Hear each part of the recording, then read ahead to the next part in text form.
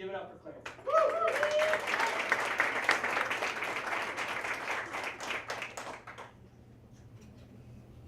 So it's almost dark when the van I'm in slows to a stop somewhere in the hills of Guatemala. It has been raining, pouring, for the past 3 weeks, and news of mudslides have been constant.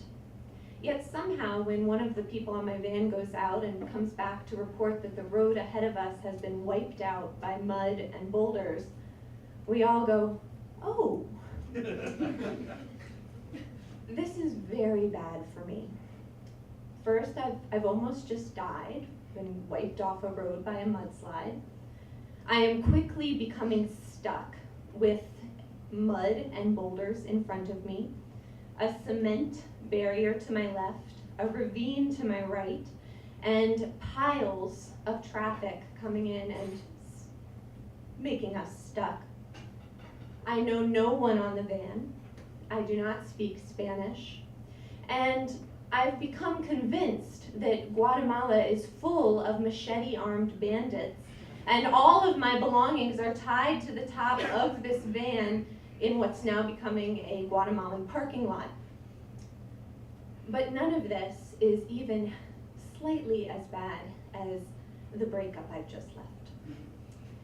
I had come to Guatemala about 3 weeks earlier on what was an uneasy romantic getaway. I'd been dating this guy for a long time. We'd lived together for about 2 years, and for the past year, it was just, something wasn't right. I'm not sure what, it wasn't something bad, it wasn't right. And we were both busy though. I was teaching in a really tough Philadelphia school, he was in med school, and occasionally I'd sort of come up for air and I'd say, "No, this has to end, I'm moving out." And he'd say, "Oh no, we're busy." And I'd say, "Okay," and it would go on. So why, at the end of this year, taking a long Guatemalan trip together seemed like a good idea, but somehow it did, and there we were. It wasn't a good idea. All of the uneasiness that I had felt for that year turned itself into fear. And I'm not a scared person, but in Guatemala, in this thatched paradise where we were, I was paranoid of these spiders that were crawling up the walls, of scorpions that apparently wouldn't hurt too badly if they stung you, the snakes everywhere, and of course the machete-armed bandits. So scared that one day I took my mosquito netting and I wrapped my bed in it and I just wouldn't come out.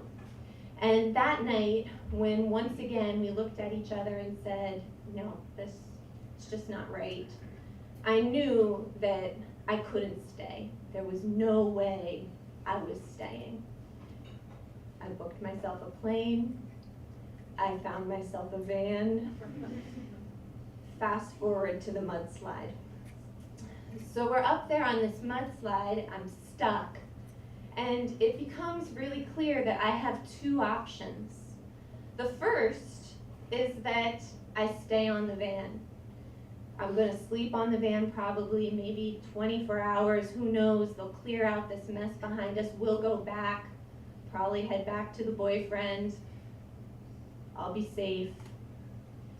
Or, somewhere on the other side of these boulders, there are cars coming the opposite direction, the same position that we are.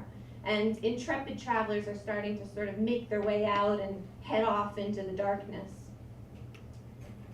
And so for me, at that moment, there wasn't a choice. I climbed up on top of the van, I untied all my baggage, I took off my shoes, and I headed out over the boulders into the night.